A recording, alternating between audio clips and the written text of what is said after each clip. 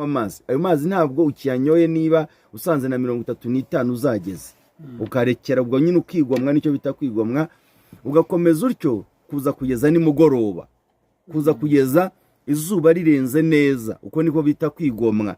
Noneho ibyo ngibyo ukabikora, wamara kubitunganya neza, mu mugoroba ugafungura nk'uko bisanzwe, ariko ugafungura ibituma ugira ubuzima bwiza, birumvikana.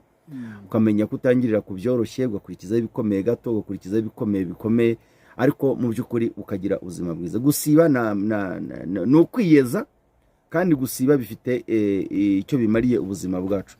Hanyuma tugarutse ku bantu barimo kwitegura, birumvikana tubabwiye ngo irayidi ku cyumweru, ubwo numva ko irayidi yitegurwa. Reba agakweto kawe kavuyemo urudodo, ushaka ukuntu rusubizamo. Reba